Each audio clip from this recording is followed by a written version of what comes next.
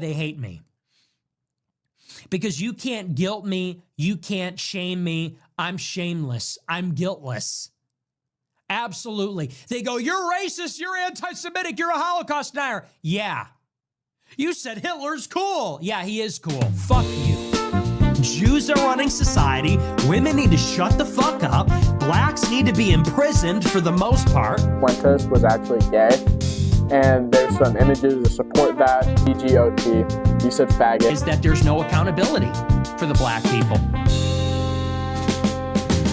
Well, welcome back, and if you read the title of the video, which I assumed you did, you probably have really strong emotions or opinions on the character at large, the conservative talking head that we are going to dive into and really figure out where we should stand, where we do stand, and where he came from, what he actually believes, and what he's into, what is and who is and why is Nick Fuentes.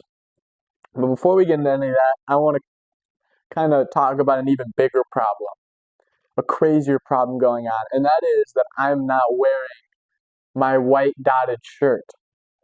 Now, holy moly, I'm not wearing it. If you're curious on why I'm not wearing it, it's because I record a week's full of videos all in the same day.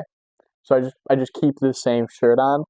So the next weeks, all the videos that are going to pop up next week, I'm going to be wearing this purple shirt because they were all filmed today, on this day. That's why my hair is always the same. That's why my shirt is always the same. And now, as we go into week 2, magnificent week 2 of the Rose Show, I am wearing a new shirt. Holy moly. This really struck me because between Nick Fuentes and Candace Owens and this whole rivalry and this whole new talking point of the Republican and conservative civil war, it really got me thinking about what people really think when they, what their diehard fans of these groups think. Not only that, but what these figures themselves actually think. You see, it's really easy to speculate and to assume what these people think, but it's another thing to really dive in. And I know I'm not the only person who thinks like that because Piers Morgan just had both of them on his show. And I know the title of this video is Nick Fuentes, but you're probably wondering why I keep mentioning Candace Owens so much, and that's because that's going to be tomorrow's video. I got an idea of what this week is going to be about, and I kind of want to explain that a little bit. This week we're going to be talking about the Republican conservative civil war and what that means, where it's going, and how we should approach it. Because for the past 10 years, at least, this isn't an issue Republicans have had. We've always had a candidate ready to go be president, right? Trump's been in the last 3 elections, and he's won 2 of them. So we've had a consistent leader in the conservative movement. But as his second term goes on, I know a lot of people are really concerned and really angry with how the president is handling this second term. And it's completely justifiable. I mean, you see some of the things that he does, and it's totally reasonable to see why people are so upset about the president. But I think this is a broader issue because we're not just looking at what the current leader is doing, but we're pushing it forward onto what the next leader, who the next leader, why the next leader, when the next leader. All of these questions need to be answered, and they need to be answered in this term. Hopefully before or around the midterms in 2026, when this new leader can really emerge and really start campaigning for that presidential run. I believe Donald Trump announced that he was actually going to run in the 2024 election back in 2022. And I feel like it's a pretty standard, time frame. Everyone assumed that he was going to run, but it's good to have that 2 years of true campaigning and true announcement. So I imagine probably late 2026 we're going to get that announcement of who the big candidate is going to be. And a lot of people are noticing that it's probably going to be JD Vance. I mean, JD Vance, he's from the get-go, he was already speculated to be the 2028 presidential candidate for the Republican nomination just because Trump picked him as his vice president. And whether you like him or hate him, I'm not going to go into that right now. But the odds are that he's going to be the 2028 president of the United States. I'm saying this all the way back in 25. I have high speculation that he is going to be the president. And that is way far out. So many things could change. So much could happen. As of right now, if I had to make an official guess, I think it's either going to be JD Vance. I'm going to say 60% is going to be JD Vance, 40% is going to be Gavin Newsom. That's my guess as of right now. But to get back on track, Piers Morgan interviewed Nick Fuentes. And Nick Fuentes is a viral character. But I want to focus right now on this section of the video, just where he came from, what his upbringing is, and what we can learn about Nick Fuentes just from that upbringing. So here's a clip. Tell me about your upbringing. I know you grew up in the suburbs of Chicago. Tell me about your early years. Or early how? Like my childhood or a little bit later? Yeah, your childhood, yeah. Well, I grew up in the suburbs of Chicago in LaGrange Park, as you say. My parents are ethnics. My father's half Mexican, half Irish. My mother's Italian. And they both came from a pretty rough upbringing themselves. They both were raised by single mothers, not because of divorce, but because both of their fathers had died. They endured a lot of dysfunction. And I think that's one of the reasons they came together and they related to each other and they wanted to create a normal upbringing for their children. They wanted to have a normal family life. And so they moved out to LaGrange Park away from the city. And they raised me and my sister and really put us first. I think that's a big reason why I tend to have a lot of these family values or Christian values. My mother quit her job and stayed at home to raise us. And so I have a very close relationship with my parents, with my sister. We're a very tight family. And we grew up in a pretty idyllic town. And maybe we can sort of get into a conversation about politics from this. I loved my upbringing. My mom stayed at home. My dad was working. We're in a mostly white suburb in Chicago. I was maybe half Catholic, half Protestant. It was a baseball town. I played baseball for many years. In Chicago, we love our hot dogs. We have our baseball parade and get a hot dog. And so I love where I came from. I love the city. It's a working class city. I love the people here. They're very good, humble, down to earth, decent people. And I guess I had my political, not to jump ahead, but this is a big part of where my political awakening came from. I sort of left this bubble, if you could call it that. When I went to college in 2016, I went to Boston University and I read a lot of things online and I realized the country does not look like LaGrange Park. It doesn't look like Western Springs or Hinsdale or Elmhurst. It looks very different. The country's undergoing a radical transformation because of immigration. And so I saw that and I said, this is not really a desirable change. I don't like the south side of Chicago or the west side or LA or certain parts of Boston as much as I like where I came from. And I guess that's what made me an American nationalist. I said, I want to preserve my home and the things that are familiar to me and the things I like about my home, what makes it America. So that's a little bit about my background. I don't know where you want to go with that, but. So he grew up in LaGrange Park in Chicago. And he said something that struck me and probably struck a lot of people when he said it. And it was, he grows up in this American, baseball town, hot dog eating, just American town, this white town. And once he left, once he, went and saw the world more, he realized that America doesn't look like that home that he came from. Me personally, I grew up in a spot where we had this little driveway produce store, you could call it. And what I mean that is at the end of our driveway, we put up this little table. And on the table, we put a couple fruits and veggies that we grew over the summer. And we put a little jar next to it. And it was like, I don't know, $1 a piece, $1 for a basket of berries or $1 for a cob of corn or, this or that. And without a doubt, if you saw an empty table out there at the end of our driveway, there was without a doubt a jar just full of ones shoved in there. and we take it, and no one managed this store. This is all honor system. And when I was little, I always was so speculative of it. I always wondered how we could trust people not to steal what was just sitting there, was just free. I mean, not just the food, of course, but there's a literal just jar of money on the side of the road. And for an entire sell season, we just expected it to be there. And it never did get stolen. No one ever did take anything from it. As of what we know, everyone paid for their fruits and veggies like normal. Like we had a jar full of ones. But it grew a lot of speculation in me, and I didn't realize how good of a town I grew up in until I started living in other places like Ypsilanti, Michigan, where there's no way you could leave a jar of money out on the side of the road. Regardless, when you leave that comfort, that security, that I don't need to lock my doors at night town, you see the real need for political activism in the world.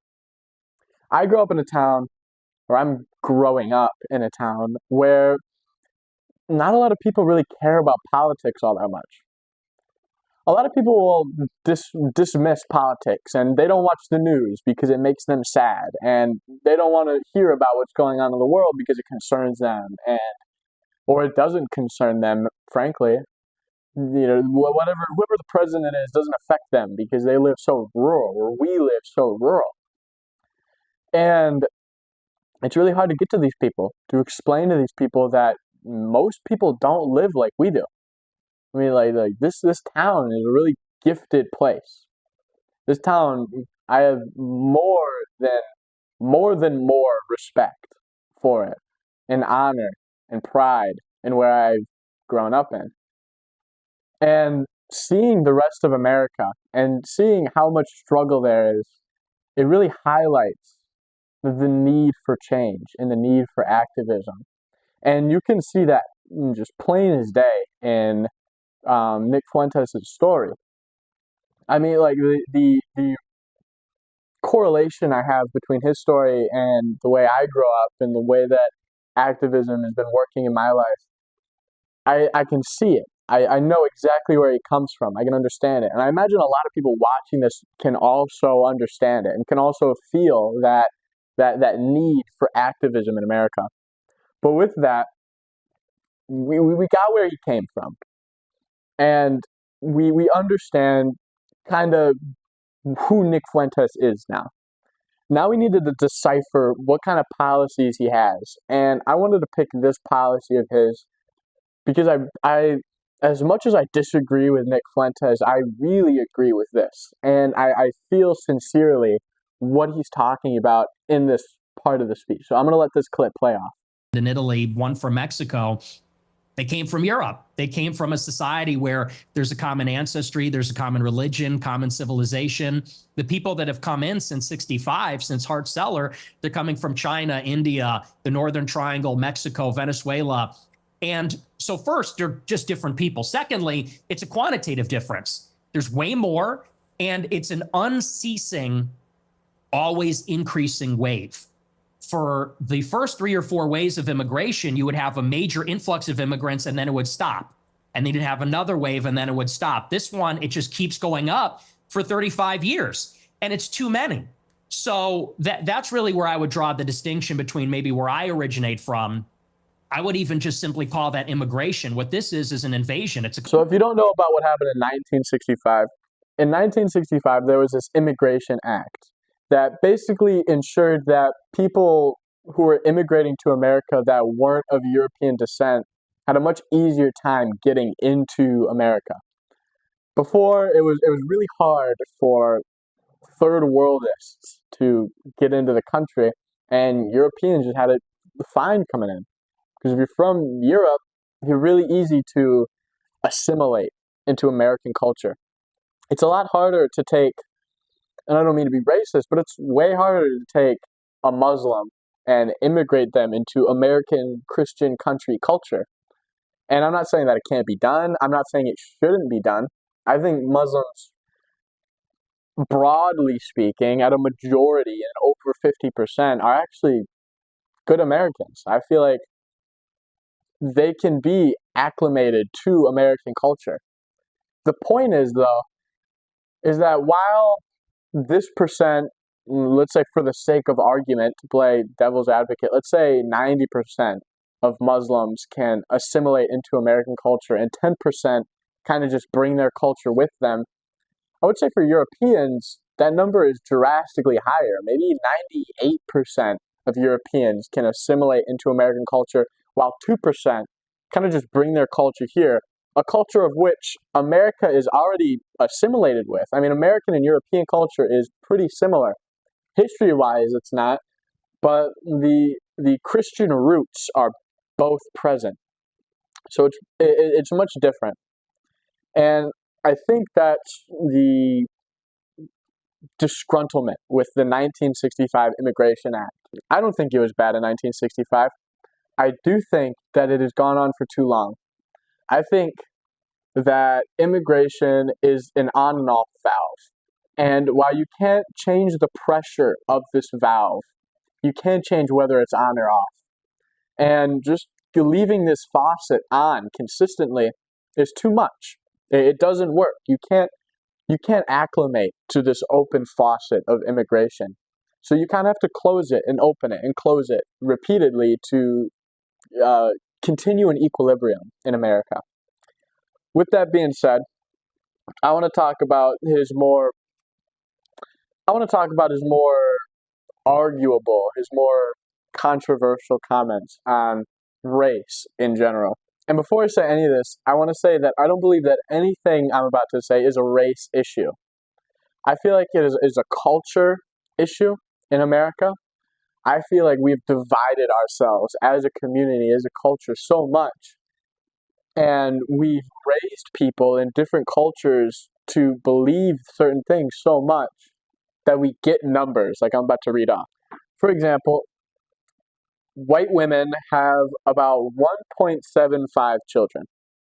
So that means that a couple, a man and a woman, are actually depopulating. Like they're not making enough children to grow the population. With that being said, I also want to name this, is that white people are 60% of the population and 46% of the violent crimes, which means that we are actually underrepresented in violent crimes. Less than our population rate is that of crime. Another number is black women have 2.1 children per woman, which means that the black population is increasing, which is not necessarily wrong, but representing 14% of the population, they commit 30% of the violent crimes. Muslim women have 3 children, and because Muslim is a religion, they don't have data sets on their crimes, but, you know. Hispanic women have 2 children per family, so they're populating evenly, and they actually are 20% of the population and 20% of the violent crimes. That being said, Miami Herald did an investigation of which they looked at 40,000 different crime records or criminal records of different individuals, and people who were clearly Hispanic were labeled as white to kind of shift the numbers. And this was just in Miami. This was just in Florida. I feel like this investigation was all of Florida, but that was the numbers.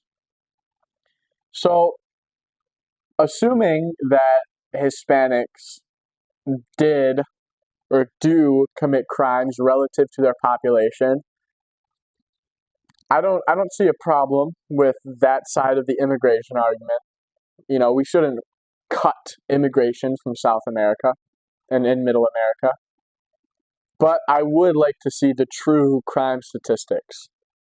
And I would like to know what those numbers are. And I would like to know who orchestrated those numbers. I would like to know who is in charge, or what group of people, what bureaucracy was in charge of 40,000 Hispanic people being labeled as white just to skew numbers. With that being said, there's another video in which Fuentes on Piers Morgan talks about race, and I want to let that play out. all over the city. My family for many generations have lived near and around Black people. And look, my views about Black people and their views about Black people are shaped with experiences with Black people. And what they will tell you, what my parents would say if they were here, is that for many, many years, the older generations of Black people were very respectful, very humble, very decent. In fact, my grandma used to have an anecdote. She grew up in a lot of dysfunction. Her mother was mentally ill, and they would be having dinner in the projects, and there'd be so much chaos and dysfunction and disagreement and fighting. And she would look across the way out the window at a Black family in the other apartment, and they'd be holding hands around the table saying grace. And this is sort of the culture that used to prevail. But now what you have in the city is that there's no accountability for the Black people. And now Chicago has become a complete dump because these teenagers go out and they take over the city. They call them teen takeovers. That's the euphemism for it. They're teenagers, but they all come from the same neighborhood. They drive up there and they mug people and attack people, and they destroy cars and destroy shops. We had the Festival of Lights a couple of weeks ago. It's supposed to be a family event. And they light up the trees, and there's a big parade. I was in the parade one year, and you had a bunch of Black people there shooting each other. 7 people shot, a 14-year-old killed. So I went and I looked before the 1965 Act at Black crime and Black population rate. And I'm going to say that this was really hard to find. Like, you don't just find crime rate statistics in 1960 of Black people specifically. It's hard to find. But what I did find is that while Black people were 10% of the population, they were also 10% of the violent crimes. And there's no argument to be had that in 1960 that people were labeling Black people as a certain other race to keep their numbers at an equilibrium. Their numbers were just at an equilibrium.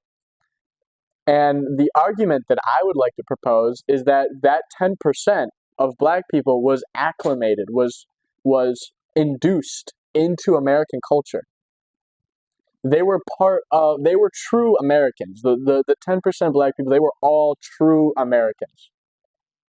Just like any other group, I would assume back then. They were just all true Americans. They weren't foreigners who came in and yada, yada, yada. They were just true Americans. And as we've opened up this valve of not true Americans, we can see the third world really impacting America. The third world where violent crime isn't nearly as detrimental to that individual's moral mind than it is over here, where it's truly detrimental to our morals and to our standards of living. Especially when, this is a Christian country, this is a Christian nation. We have strict morals on stuff like that. And just opening this third world valve and not shutting it is, in my opinion, what's really killing me. But as I'm going to talk about this next part, and I wouldn't say that I have a true deep opinion on it. I kind of just want to hear what everyone else has to say about it. I'm curious on where this argument is going. So how do they feel when you say you just want to be away from any Black people, walk away from them? Well, you know what Ye told me? I'll tell you verbatim what he said. That it doesn't come from a place of, and you use the word aversion. That's the first thing I'll actually dispute. Okay. So we've heard, on the Michael Knowles show, he said Faggot. He said faggot.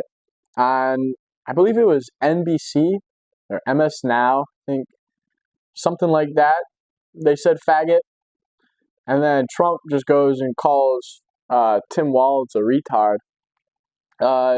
All these words are just coming back into the culture. Not into the culture per se, but they're coming back into the dialogue where we're not shunned. Like, I don't have to be gay to say that F word, which as a Christian I shouldn't be saying at all. I just wanted to say it for the sake of argument. And as a man of normal mentality, I shouldn't be saying the R word, which I shouldn't be saying as a Christian at all.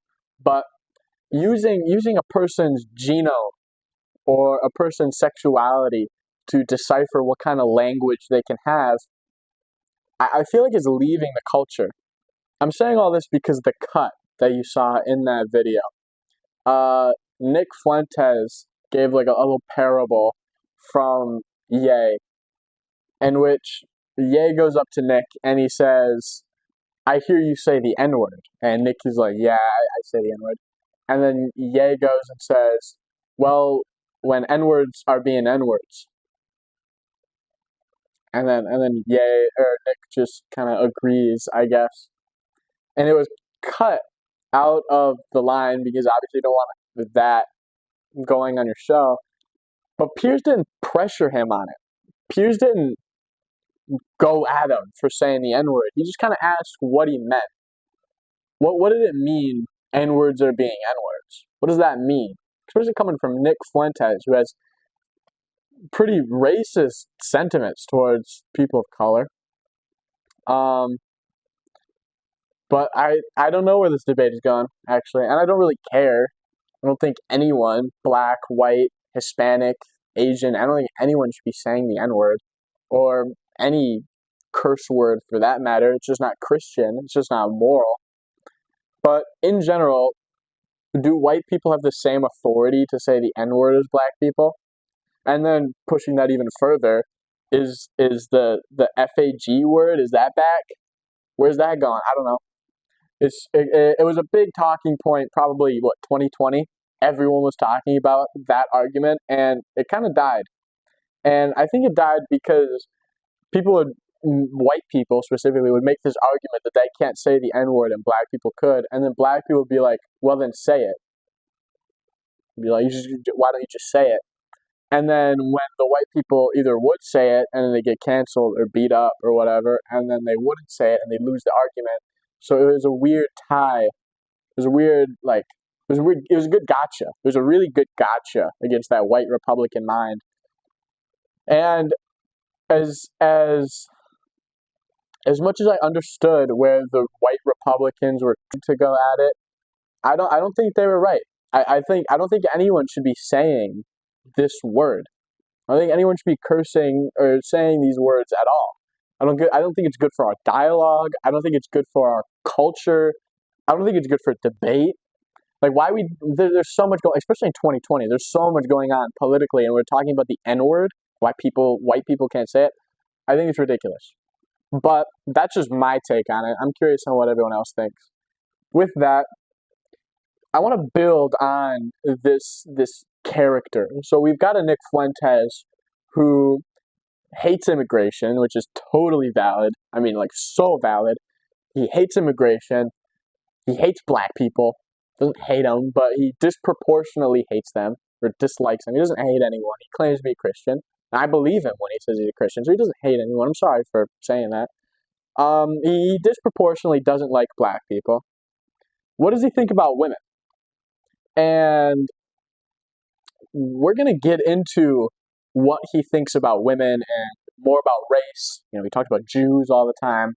But there's a scuffle between Nick and Piers that I really wanted to highlight, because this is another question that I have more for the public. And I'm going to let the clip speak for itself. What are we doing here, Piers? I'm not sure. You really hate that. I'm not sure, You're Nick. more impressed that I'm a misogynist than you are about anything. It's Not very really. revealing. I'm actually more exercised about your blatant, self-admitted racism.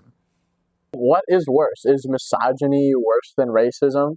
I actually don't think so. I think that racism or misogyny is worse than racism. I think hating all women is horrible. I think that's a Quran, that's a Sharia law kind of low that an American can really get into. Of course, Pierce is British, but I think I actually think misogyny is worse than racism. But I'm curious on what everyone else thinks.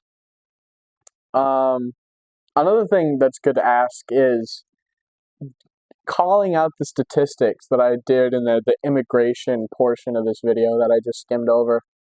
Is that racist? Is it racist to call out the immigration statistics? Is it racist to put the repopulating colored peoples next to their crime statistics? I don't know. Maybe it is. And if I am for that, then I'm sorry. But as of right now, I don't think I am. I could be wrong. I don't think I am, though. But we'll see. We'll see where the debate goes. 50 years, there You isn't know what going to makes me be a laugh, white though? Christendom. You don't believe people should get married, right? I think people should get married. I'm a Christian. But you're basically anti-marriage, really. You've talked about this. You've talked about. Are we done talking about white genocide? Well, no, and I'm coming to the same part because you seem very resistant to the idea of marriage. You've never got married. You've talked very scathingly about henpecked husbands. Just take a look. That's true. Guys get to a certain age and they're like, you know what? Women suck. Like, they're talking too much. They're not hot anymore. Like, you're fat, you're chubby, you're not as hot as you think you are. You fucking talk too much. You're a bitch. So we'll obviously get to the brazen misogyny part of that a little later. But I'm just curious. On the one hand, there's this terrible genocide going on of white people. On the other hand, you want people effectively to stop going near women because they all turn out to be so ghastly. So they shouldn't presumably procreate. So how does that work? I mean, aren't you, with your rhetoric, actively encouraging men not to associate with these ghastly women, therefore not have any more children? Therefore, you are contributing, Nick Fuentes, to the diminishing white population. I'm confused. I tell my followers to get married all the time. I tell them that it's best for everybody to get married. And I think that's the only way that you can have sex. I think that's the only licit way as a Catholic, as you know, to have sex is within marriage. So we've all seen the clips of Nick Fuentes, and he's got that pumpkin, and he's talking to the pumpkin, and the pumpkin goes like, the pumpkin's supposed to be a woman. And it's like, I made cookies. And like Nick Fuentes' heart starts beating, and he melts in his chair. Because all he wants is a woman who can just shut up and make cookies for him. And I think that's horrible.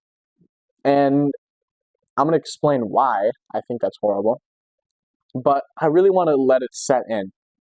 What I just said is that I said women who just shut up, listen to their man, and make cookies is horrible for the culture. What did that make you feel inside? What was your first reaction to that thought? Now I'm going to build on it. I think that it's horrible because what is in return for the woman for getting married?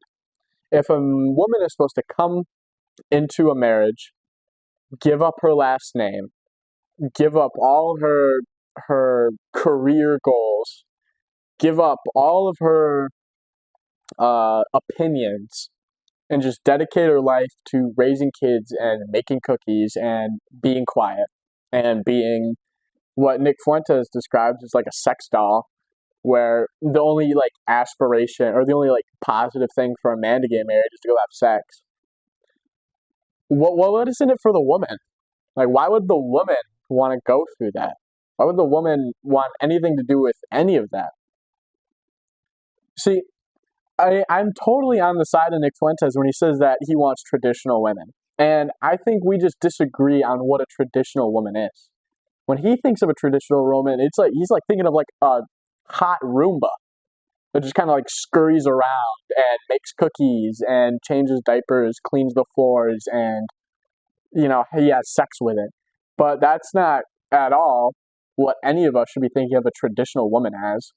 And I think that stereotype that Nick Fuentes just like really perpetrates, that he just wants this hot Roomba, is what makes traditional women or what makes the traditional women so undesirable nowadays.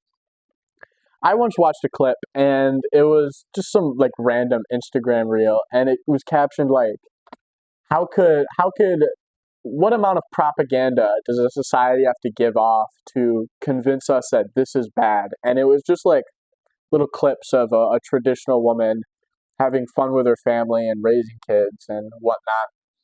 And I realized that it was actually it was the conservative propaganda that did that, because the left just weaponized the extremes of our propaganda. They weaponized the Nick Fuenteses in our conservative movement, and they used them to exacerbate that everyone was like this, that everyone was out here saying that traditional women are just hot Roombas.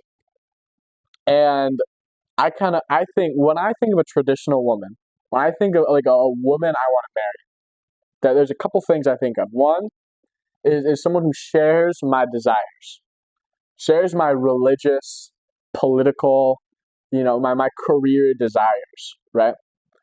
So a woman who, goes to work. I don't find it wrong for a woman to go to work.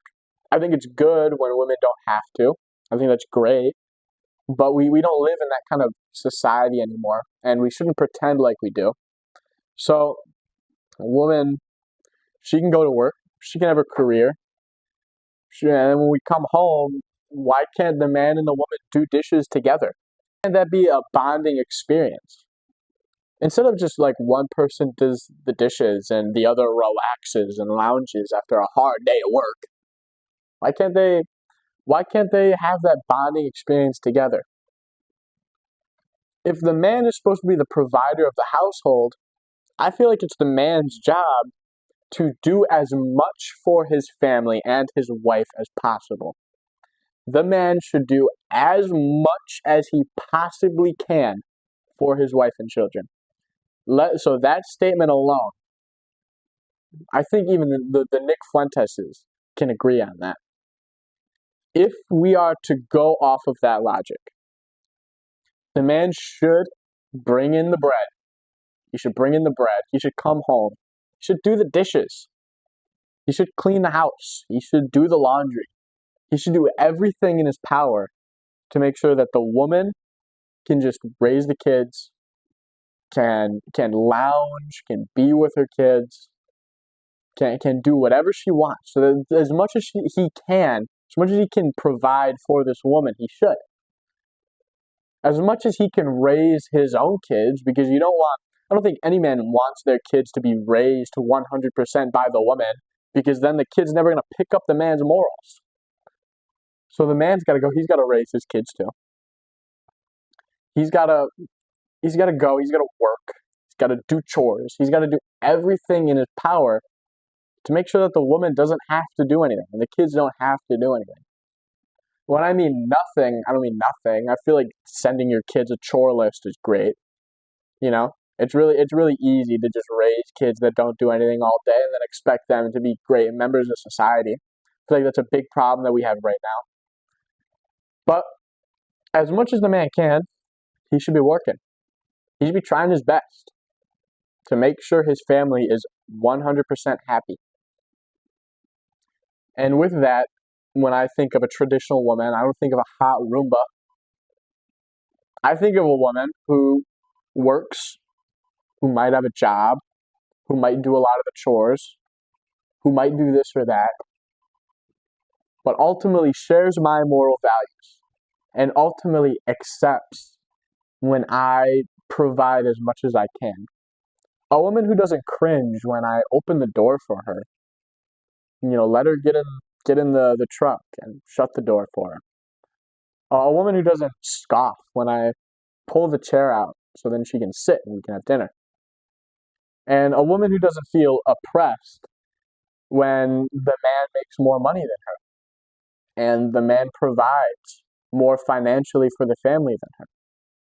That's what I think a traditional woman is. And that's what I think a traditional man is. With that being said, I want to talk about just a crazy clip of Nick Fuentes that Piers Morgan kind of highlighted, and I'm just going to let it play out. We're always coming up with, no, it's not the Jews. No, it's not women. No, it's not blacks. It's actually really complicated. No, it fucking isn't at all. Jews are running society. Women need to shut the fuck up. Blacks need to be imprisoned for the most part.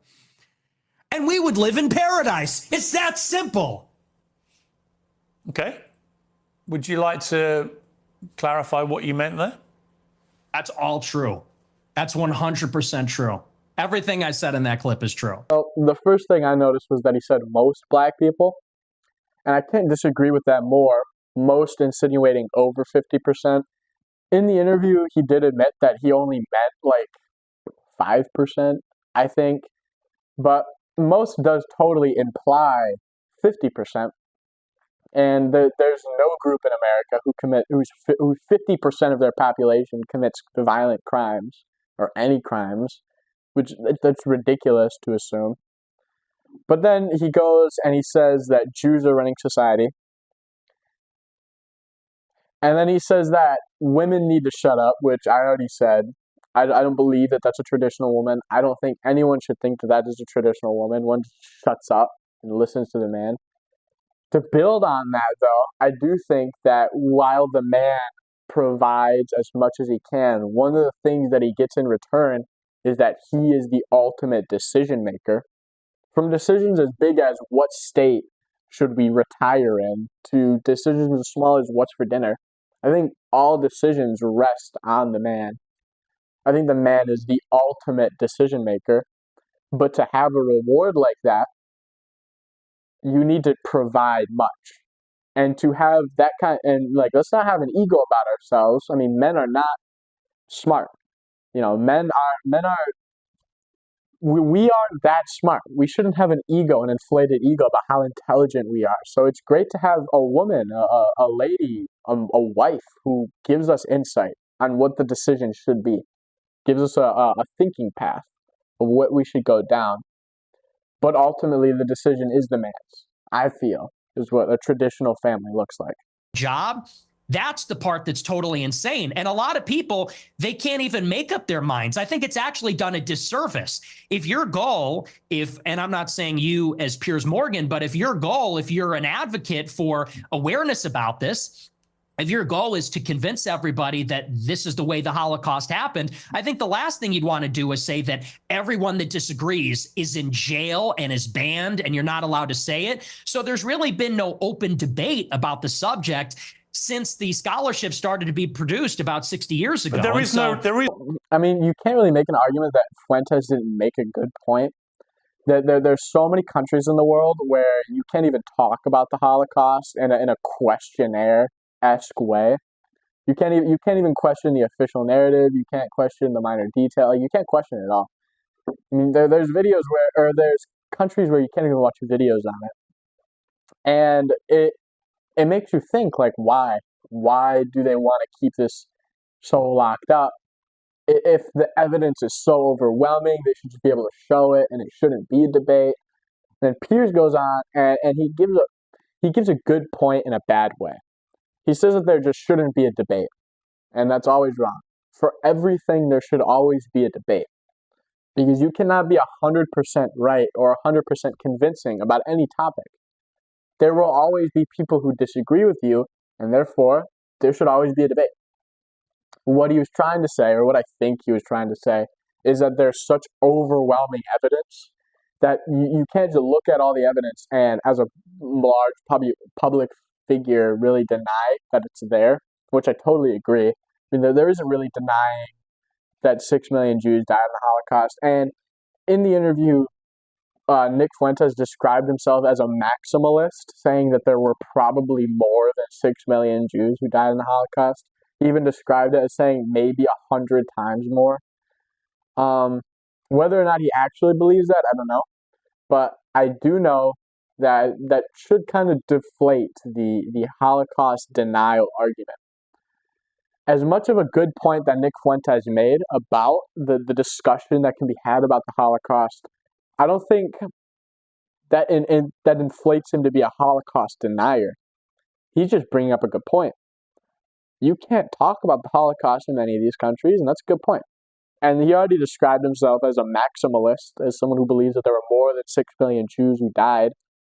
So it's good. I mean, like, there's no way he's a Holocaust denier.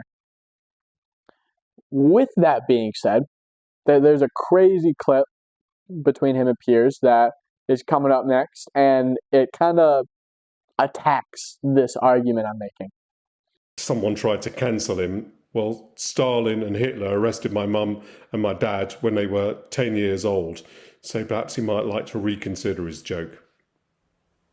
See, that's the reality of your jokes, although I haven't ascertained yet whether you are joking when you say that Hitler was very fucking cool. Are you joking, or do you actually think he was very fucking cool? The most genocidal monster of the last 150 years? Yeah, the thing is, my generation, we're just done with the pearl clutching. You know, Yeah, you we might be, make but then edgy. your generation hasn't gone through what Danny Finkelstein's family went through. So Yeah. maybe the pearl clutching has a way to go for families whose family members Oh my were gosh, murdered. yeah, we got all that. We, you know, me mom, like we're, you know, I don't even know who this person is. Why is this person talking to me? This old British guy is saying me mom got killed by Hitler Because and he me doesn't dad find got it killed funny by. when you say Hitler's very fucking I don't cool. care. He finds I don't care. I know you don't care. That's fine. You don't have to care, but he does care. Does that guy care about America? Does that guy? So this clip just, it shows the worst side of Fuentes. I mean, he has no sympathy for this poor guy whose family was directly affected by the Holocaust, directly affected by Stalin and Hitler, wrote a book on it. And Fuentes just has no sympathy for the guy. I mean, he scoffs him, he makes fun of him, idolizes Hitler, saying Hitler was really effing cool. He memorized Stalin's birthday because he looks up to Stalin. I think that this is the worst side of Nick, is that he idolizes this Nazi, this Hitler regime. He idolizes people like Stalin. And one end, I understand where he's coming from. He loves the power. He loves the vision of a powerful man. And I get that, especially in a world where men aren't allowed to be powerful. You know, it's all girl bosses around here, you know? So I get the deep, dark sentiment that he's coming from. He's just blown it way out of proportion. Speaking of, you know, women and black people and all that, you would think that him and Candace Owens can't agree on anything. But they do agree on hating Israel. So that kind of put them in the same alt-right coalition. This side of the civil war that they are now part of. And I just want to play a couple clips of Nick talking about Candace Owens. Candace Owens. Candace, get over here. You've been a bad girl. Remember when Tucker said that? Candace is going to get spanked. Her husband won't spank her. I got to be the one to spank her. Her husband is not doing his duty. Now I got to spank Candace Owens. I got to do her husband's job for him because he won't put her in line. Candace, time for your spanking. Time for your spanking. You've been an obnoxious feminist bitch. Time to get spanked. Grow Up Nero sent $40 Put you back in your from Battling place. What about Candace Owens? You had a sit down with her.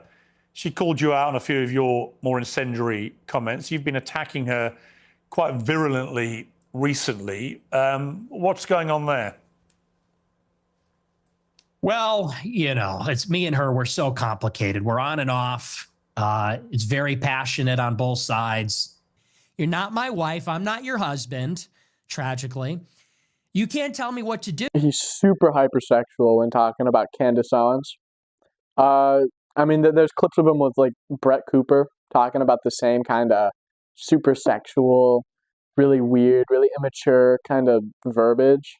And I think that destroys any kind of conservative, you know, leanings that he might have. That in no way is that part of the conservative movement. In no way is that America first or whatever. But while he can be totally out of proportion, hypersexual, and disgusting when regarding Candace Owens, he does acknowledge, like most of us, that Candace has kind of lost it, kind of gone overboard.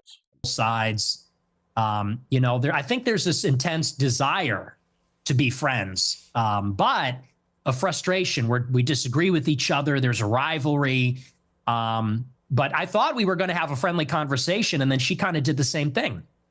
We're going to go on a show during the war with Iran. We're literally in the middle of a war. And she texted me the day before the United States bombed Fort O, and she said, would you like to come on my show? I said, absolutely. I said, is this going to be about Iran? She goes, I don't do setups. I said, yeah, let's do it. I come on the show, and then she's like got this weird hostile demeanor. She's doing the clip thing. Then she puts it behind a paywall. It was ridiculous. So that really was not nice. And then I think this whole Charlie Kirk thing, I think she's gone insane. I think she's absolutely lost her mind. So I feel sorry for her husband. So I think this portion, this Candace portion I'm getting on, highlights something unique about Nick. Or not necessarily, I don't know about unique, but he takes these good arguments. He takes the race argument, or he takes the we need traditional woman argument, or he takes the Candace Owens is going crazy argument, and he goes way overboard with it. Down $500 million defamation lawsuits every day.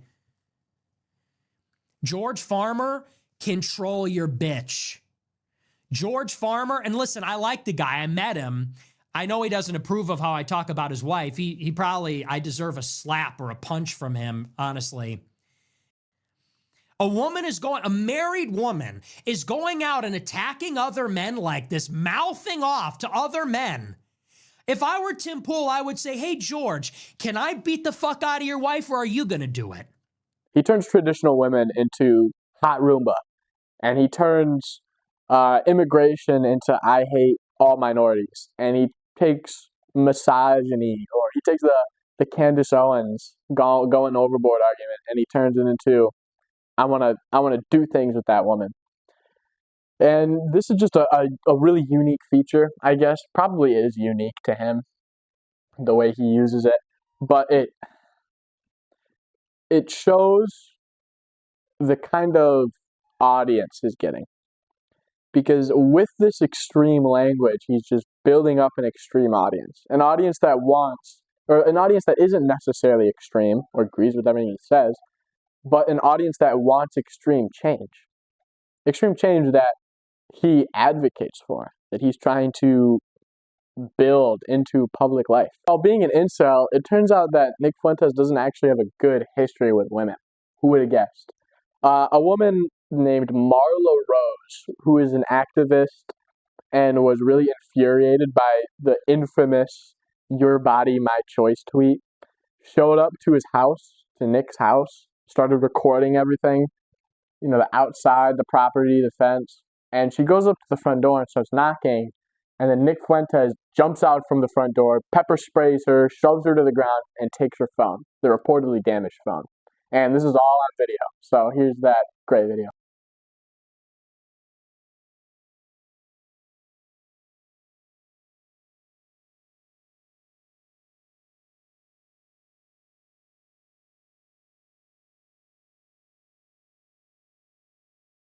Another story about, this kind of legal issue is Nick Fuentes had this friend named Ali Alexander, and Ali would go and help Fuentes campaign for stuff, go to America First events, go to Stop the Steal events with Nick, and it turns out that this Alexander guy was sexting teenagers, trying to get them to have sex with him and send him nudes. And the debate really sparked on whether Nick knew about it or not. And, I mean, you can do your own research on it. There isn't a whole lot of research to do on it. I believe that the case is still kind of ongoing. But, make of it what you will. Continuing on that path, though, from the tweet I mentioned earlier, Nick sent out this tweet during the 2020 election, I believe, in which he said, "Your body, my choice."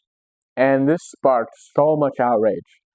It was reported that about 200 people individually showed up to his house, not as a big crowd, just individually showed up to his house. One of those was a man with a crossbow and a pistol. This dude apparently, or not apparently, he killed his mother and his brother, and then he goes up to the Nick's house while Nick was on stream, starts banging on the door, asking Nick to come out, and one of the crew members for Nick called the police on the guy from the front door, and the police came, and when the guy realized the police were coming, he goes into some neighbor's house, one of Nick's neighbor's house, shoots two dogs, and tries to bunker down in their basement until after it was a standoff for hours till the next morning, because he does a show at night. This is till the next morning that the guy was still there in the basement, and the cop shot him. The cops fatally shot him. And that's when the standoff ended, the next morning. And Nick was on house, lockdown. The whole neighborhood was on lockdown. It was a crazy time. Whether or not it was related to that tweet isn't actually confirmed. It's assumed that it was because it's at the same time of all these other activists going up to his house. But whether or not it was related to that tweet is actually unknown. I don't even think Nick knows the motive, the true motive of this guy. And in your gut, you know it is. You weaponize this stuff. You know. You weaponize this stuff for money, but you know when you say something like what you just said. I'm banned from banking. I'm banned from banking and credit cards. You know who you're talking to? I do it for money. And by the way, how much money you make? Your company's worth $100 million. Your company's worth $100 million. I was banned from Bank of America. And you shouldn't I'm banned from processing credit cards. And you shouldn't have been. But I am. So don't tell me I'm doing it for money. Well, ask me. I mean, it's incredibly hard to believe that Nick does this for money. I mean, Nick is victimized by the whole world. I mean, he got banned from banking. He got censored and canceled. He got all of the things done to him. I mean, it's not easy to be Nick Fuentes, is what I'm trying to say. So to say that he did this for money, or he did this for this, or for fame, or whatever, I think is completely irrational. He's been doing it for 10 years, right? If he was just like a money mogul, or if he was just like chasing fame, he probably would have realized 3 years in that it wasn't making a big difference, and he would have moved on to the next thing. But he was so consistent in just his beliefs, and not just his beliefs, but his work ethic and all that, that he's grown what he has today. It took him 10 years to do it. So to say that he's not actually in the belief that he has, and that he's just doing it for some alt reason is completely ridiculous to me. And me personally, I believe that Nick believes everything he's saying. Politics of mass murder and how it is used to justify certain political policies.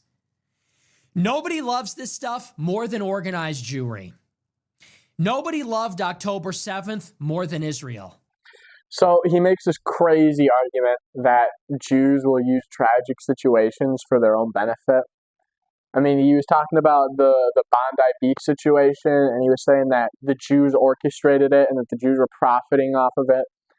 And it completely blows my mind that someone would say something like that, or say something like the October 7th attack was profited by the Israel government. I think, I don't know, it's such a lack of sympathy. It's such a horrible thing to say about a group of people that I can't even put into words how disrespectful, how horrible that is to say, and how there's no evidence for that. Why would he say something like that? I don't know, but he did. And it's being used to accelerate our own decline. So I would say in the fight between Jews and Muslims, I'm on team Christianity. It's called taking your own side. I'm taking my own side on this one. So, I mean, this is a great take. As a Christian, I feel like that's the only good take that any Christian should have. When I think of being on different sides, though, I think of, people not helping each other. I think we should help the Muslim community and the Jewish community. I feel like as Christians, we're told to turn the other cheek, and we're told to give money to the poor, and we're told to help our enemies and pray for our enemies. So when we're talking about teams, I don't like that so much. But in general, we should be Christianity first, America first. I totally agree with that. And I wanted to share some more faith-related clips that Nick Fuentes was talking about on Piers Morgan. So here they are. Women, it says in the Bible that women have no authority over men, and they can't teach men, and that's why there's no female priests. So there's a lot of things in the Bible. I mean, do you take every word of the Bible as sacrosanct? Well, yeah, it's inspired scripture. That's all of it. Is this now all of it is sacrosanct. A theological debate? Well, it is Catholic doctrine that women should not lead and teach. I mean, you're not interacting with what I'm saying. Why can't women be priests? They should be. Okay, well, you're not Catholic. That's not a Catholic position. I am a Catholic. Many things I disagree with the Catholic Church. Okay. Well, that kind of is contrary because the whole basis of being Catholic is accepting. It's accepting the authority of the pontiff. You can be a member of a religion and disagree with parts of that religion. I mean, this shows some good principle, some good moral principles Whether or not he uses those moral principles for good is a different argument. That's the argument that I'm making, that he doesn't. I don't think he does at all.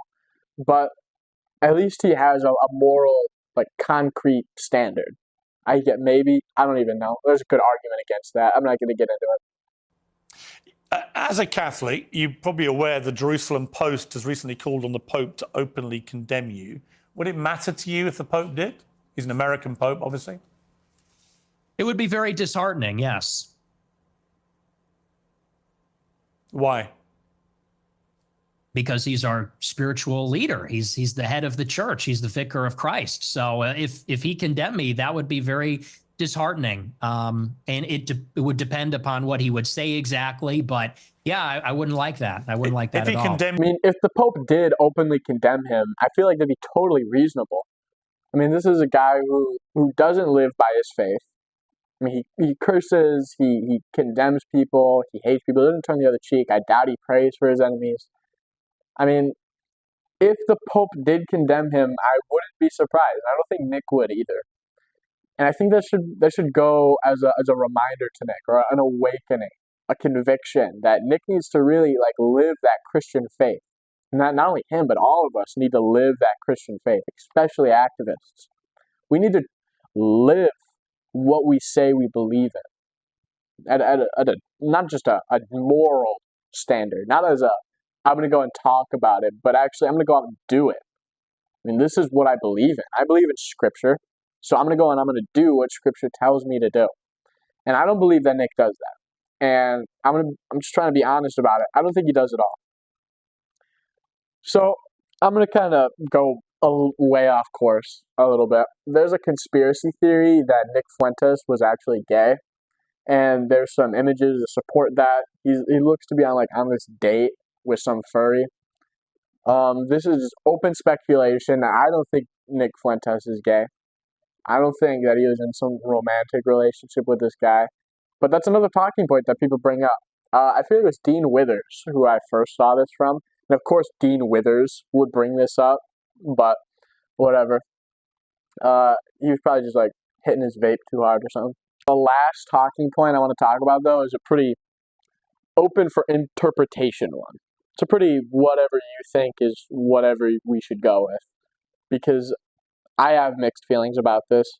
Nick Fuentes was there on January 6th, and not only that, but he had a megaphone, and he was saying that we need to storm the Capitol, and we need to destroy the GOP, and we need to do this and that.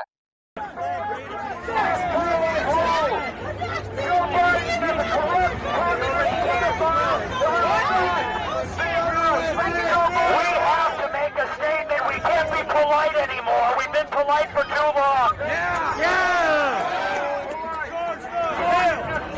I don't know about you, but I'm tired of making laying down. We want to take a stand now.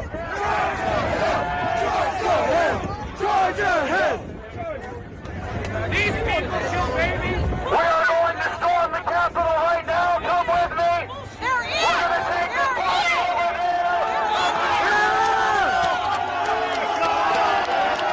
And, I mean, he incited a lot of people to storm the Capitol, which was what the FBI was doing. So people think that he's an FBI agent or a CIA agent or a Fed of some sort, and that he's going and messing with the political climate for whatever reason.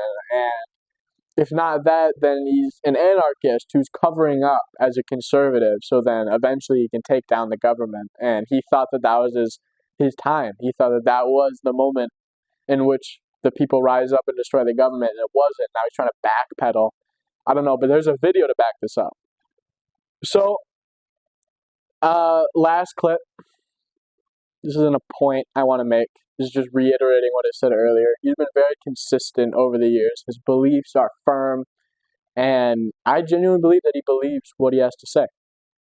When it's popular, when it's unpopular, when you get censored, when you get sponsored, when you lose all your friends, when you make a lot of friends. I've been doing that for 10 years since I became an adult. Right. So in conclusion, Nick Fuentes is not our enemy. I mean, this is a guy who I've already assessed has a good foundation, right? He recognizes the Christian beliefs. He recognizes that we need traditional families. He recognizes the immigration issue. He recognizes the race issue in America. He recognizes all of that. It's just he pushes it way too far on how he recognizes it and how he believes it. And then that being said, he also doesn't live that Christian faith that he proclaims. At least not of which I see. And I don't know this guy's heart. I'm not God. I don't know what he believes. I don't know what's going on in his heart. God is working in him in so many ways that I can't understand. But I would like to see more of Fuentes, expressing that. With that being said, we should all look at Fuentes and why he's so popular. He's talking to a base of young white men. Young white men who have been told their whole lives that they are these oppressive, these disgusting vermin. And that's why certain universities will give extra points to people of minorities so then they can get into college. Or the white man looks at DEI hires and how he's less likely to get a job, just in general. Like statistically, he is less likely to get a job when a company who lives in a country with 14% black people wants 30%. He looks at all these things and he looks at how belittled he is, and he needs radical change. He needs extreme change. And what better source to get news from than a radical extremist? What better encouragement to go on the fight for a better America than a radical extremist when you need radical and extreme change? That is why people like Fuentes so much. And like I was saying earlier, Fuentes has good points. I mean, Fuentes knows what he's talking about in immigration in 1965. Fuentes, he's got a whole spiel about Jews, and I want to make my own personal broad video on that one day. So I'm not going to go into what he says. I don't know how I feel yet. We're gonna get into it. I do know I don't want to spend $300 billion to Israel for the hell of it, but that's why people listen to Fuentes. People want extreme radical change, and by all means, they're going to try and get it. And by all means, if us conservatives can hold firm, then we can get change. We can make traditional families the standard again. We can make DEI and this suppression of the white man no more. We can halt the immigration from the third world and focus on assimilating who is already here and deporting who shouldn't be here. We can do all that. And we should do all that. And not only I don't mean should as in I think it's a good thing. No, we are on that pace. We are on the track to do it. It's something that if we keep pushing as hard as we are, it's going to happen.